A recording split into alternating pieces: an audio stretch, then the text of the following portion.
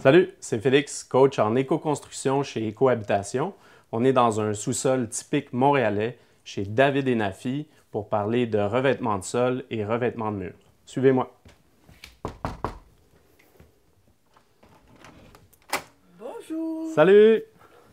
Salut Nafi, salut David. Salut Félix. Ça va? Ça va bien?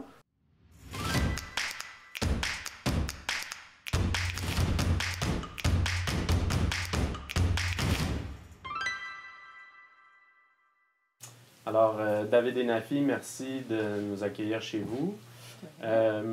J'aimerais que vous m'expliquiez un peu la genèse du projet ici, en fait, les raisons pour lesquelles vous avez décidé de rénover votre sous-sol. Alors en effet, nous on habite juste au-dessus et on logeait nos adolescents dans cet espace et qui est un espace un petit peu vétuste et pas très confortable. Donc on a voulu revoir l'aménagement global du sous-sol et surtout changer ce sol qui est en très mauvais état, qui est de mauvaise qualité. C'est une espèce de plancher flottant qui est vraiment le plus basique possible. Alors, David et Nafi, on est ici dans un lieu de passage où on a un revêtement de gyps sur le mur, puis typiquement le gyps, qui est un matériau assez friable, résiste mal à l'impact. Donc, nous, on aimerait vous proposer d'autres avenues, c'est-à-dire, par exemple, du contreplaqué sur certains murs, de la planche de bois. Le liège aussi fait un bon revêtement mural qui va résister à l'impact. Donc, dans des endroits très passants, comme un corridor, une entrée, on peut varier un peu les matériaux pour avoir quelque chose qui est plus durable. Donc, David, tu parlais tantôt des revêtements de sol. En ce moment, vous avez du plancher flottant qui est fait de... En fait, c'est un produit laminé, donc une couche de vinyle sur de la fibre de bois qui est collée à l'urée-formaldéhyde. L'urée-formaldéhyde, c'est très nocif pour la santé. Puis là, vous tenez en ce moment au-dessus du vinyle, qui est un produit pas très résistant à long terme et, dans le fond, impossible à récupérer là, en fin de vie. Donc ni l'un ni l'autre ne sont recyclables. C'est ça. Malheureusement, le plancher flottant, comme c'est un produit laminé, il y a plusieurs matériaux différents les uns collés aux autres. C'est impossible à recycler, donc ça s'en va à l'enfouissement.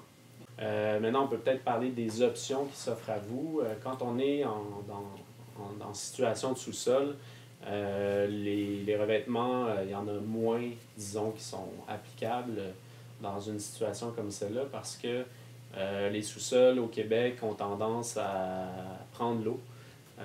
Donc, on ne recommande pas le bois franc dans une situation comme celle-là.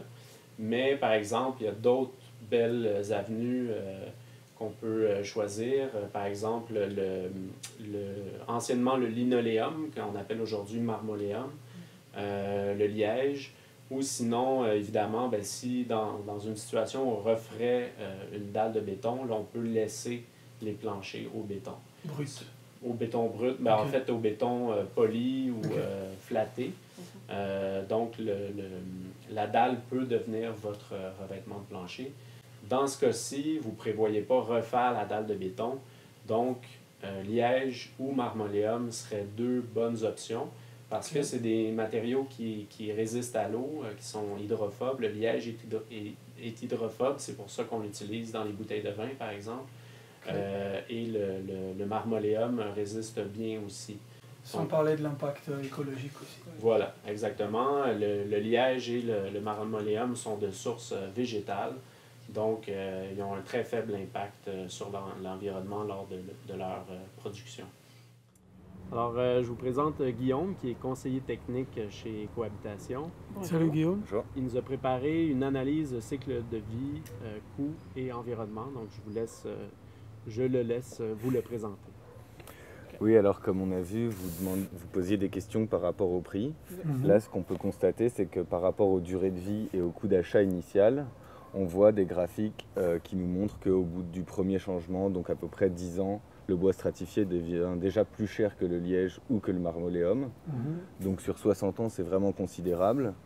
Et on voit que sur vos 800 pieds carrés de surface à couvrir, sur 60 ans, vous généreriez à peu près 4 tonnes de déchets si vous choisissiez l'option du bois stratifié, alors que ça se réduirait à 300 kilos environ pour les autres options. Si on observe ce tableau des analyses des impacts environnementaux, on constate également que le bois stratifié a des impacts bien plus lourds que le liège et le marmoléum. Donc, en terminant, est-ce que ce qu'on vous a présenté aujourd'hui, ça vous fait réfléchir? Est-ce que ça vous fait considérer d'autres matériaux, d'autres produits, ou vous restez avec vos idées de départ? Comment vous vous sentez face à ce qu'on vous a présenté aujourd'hui? Mais en effet, ça nous apporte pas mal de réflexions sur les matériaux et l'usage qu'on pourrait en faire. Donc c'est vrai que ça met de l'eau un petit peu au moulin de la réflexion et on va pouvoir considérer d'autres options qui semblent plus durables, peut-être un petit peu plus coûteuses au départ, mais sur le long terme qui seraient véritablement plus économiques et finalement plus écologiques aussi. Alors, merci de nous avoir accueillis aujourd'hui et puis on se revoit dans quelques mois à la fin de votre rénovation pour voir le résultat. Donc, David et Nafi, on se retrouve dans l'appartement qui a été rénové plusieurs mois plus tard. Déjà, félicitations, l'espace est magnifique. Vous avez survécu, le couple a survécu, donc c'est bon. Exactement. Écoute, déjà, tu nous félicitais tantôt et je peux te dire qu'on te félicite aussi, parce que finalement, c'est toi qui nous a proposé et les plans et des idées d'aménagement et des idées de matériaux. Donc vraiment, oui, c'est sûr qu'on est parti sur un projet au départ avec des idées assez vagues et je pense que Écohabitation nous a un peu orientés sur des choix à faire. Alors on avait la fibre écologique, évidemment, on voulait trouver des moyens un petit peu alternatifs pour notamment le plancher. Et oui, ça a été décisif là, dans la mesure où vous nous avez fait des suggestions assez pertinentes qui ont orienté nos choix finalement sur le marmoléum, un matériau qu'on connaissait par son usage plutôt commercial ou institutionnel. Moi, j'avais aucune idée qu'en fait, on pouvait tapisser complètement notre plancher de marmoléum avec ce rendu-là, en fait. Parce qu'en effet, on est très satisfait du rendu. Oui. Et donc, c'est ça, vous avez choisi le marmoléum. Est-ce que vous pouvez nous dire pourquoi vous avez choisi ce matériau-là? En fait, moi, surtout le côté écolo et puis le côté aussi salubrité. Parce que, comme je disais, mon fils est un asthmatique et puis ça a joué beaucoup sur la balance. Donc, quand on m'a expliqué le produit, je me suis dit oui, c'est ça qu'il faut. Alors, on a invité Nathalie Clément, éco-courtière chez Via Capital, nous présenter un peu les rénovations et nous dire si c'est une bonne idée de faire une rénovation écolo. Merci de m'avoir invité, ça me fait plaisir de vous rencontrer. Premièrement, c'est magnifique, bravo. Vous avez vraiment, d'après ce que vous me racontez de ce qui s'est passé ici, vous avez vraiment fait un gros bond en avant dans le futur pour votre propriété. La valeur de revente, vous l'avez augmentée de beaucoup.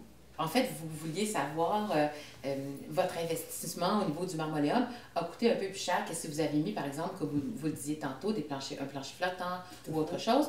Mais moi, je peux vous confirmer que dans le temps, votre investissement, il va être rentable et ça a une valeur ajoutée tant au niveau psychologique pour les gens qui visitent des propriétés, parce que les nouveaux acheteurs de maisons, la génération qui arrive sur le marché en ce moment, est très concernée par tout ce qui concerne l'éco-rénovation.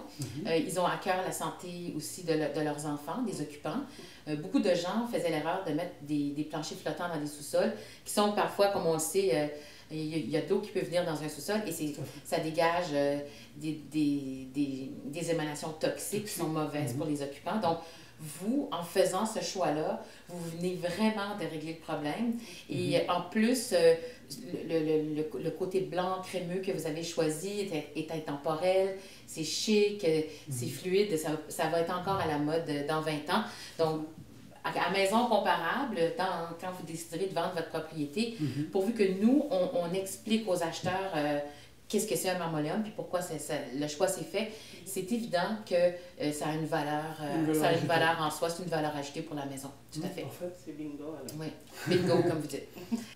Alors, en terminant, David et Nafi, si vous voulez faire une petite conclusion pour nous de votre expérience, est-ce que vous avez apprécié l'accompagnement des cohabitations? Est-ce que vous avez retenu quelque chose de tout ça? Et avez-vous des conseils à de futurs rénovateurs qui vont passer par les mêmes étapes par lesquelles vous êtes passés? Effectivement, on est super contente et fiers de notre choix. En tout cas, merci à toi, Félix, de nous avoir vraiment accompagnés, des conseils très pertinents. Et donc, ça nous a quand même beaucoup donné le courage aussi, parce que c'est pas évident, les rénovations. C'est sûr que si c'était à refaire, là, on va le refaire, c'est clair.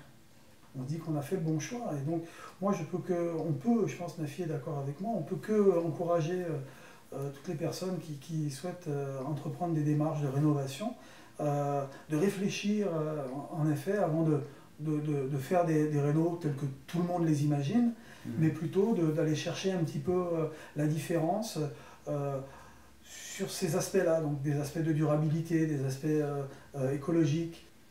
Excellent. Bien, David et Nafi, merci beaucoup encore d'avoir osé la rénovation durable. Merci. Puis, merci à bonne vous, chance merci pour à la toi. suite. Merci à vous. Merci.